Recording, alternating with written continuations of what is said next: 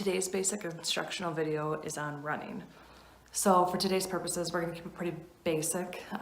Things can get changed and are different with mechanics based on speed, distance, or if you're running for leisure. So again, the purpose of this video, we're going to keep it short and it's going to be pretty basic. First, we'll start with the gear. The big thing is going to be shoes.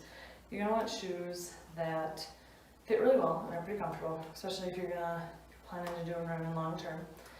And with that, the fitting of the shoe, you're going to want about 1 finger width from the outside, from the top of the shoe, to where your big toe sits.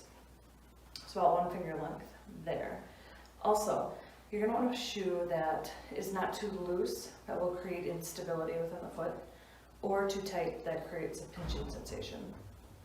Also, those with wider feet, you're going to want to make sure to keep that in mind when you buy your shoes, to have a wider foot within the shoe. Now we're going to discuss some of the upper body positioning while running.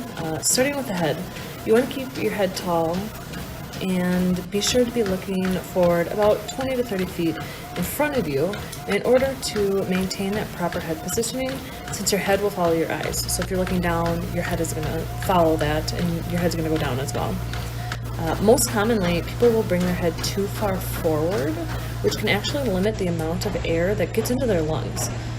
So along with keeping your head tall, keeping your chest up and really tall as well, that's going to assist in the proper airflow. And you want to get your shoulders down and back in a nice relaxed position. The trunk of your body should remain tall while running. And in order to kind of help with that, you're going to want to brace that core. In order to help brace the core and contract those core muscles, you can think of somebody who's going to punch you right in the gut and how you contract that core. That's really going to help with that. Or you can imagine if there's a string right at that belly button, you were to pull that string straight back, bringing that up. That's going to help contract that core. With core contraction comes pelvic positioning. In pelvic positioning, you want to be sure that the pelvis is in a nice, neutral position, not too tilted and not too far back or forward. This is also an important piece in the forward and backward leaning that runners tend to have, which connects with the lower extremities. Now, Learn to Run has a great post about this on Instagram if you're interested in more. So here we have a forward-leaning runner. And forward-leaning runners are usually lacking a dorsiflexion in their ankles, and that's the movement that's going to bring your foot upwards or your toes towards your shins. While backwards-leaning runners have a decrease in hip extension ability, or the movement that brings your hip backwards. These insufficiencies can lead to pains and injuries, which unfortunately create running to be much less enjoyable to most people. Foot landing.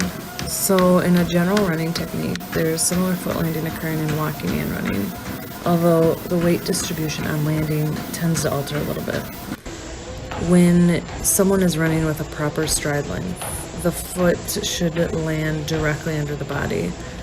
This does seem to also alter again based on distance and speed trying to be achieved. So here, let's take a look at this arm movement.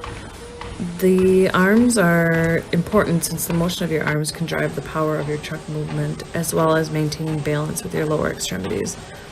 As your left arm swings forward, your right leg should be stepping forward.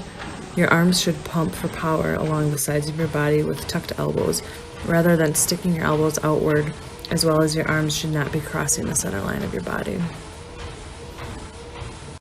So there you have it, some basics to running. I hope you learned something or get excited to go out and start running again.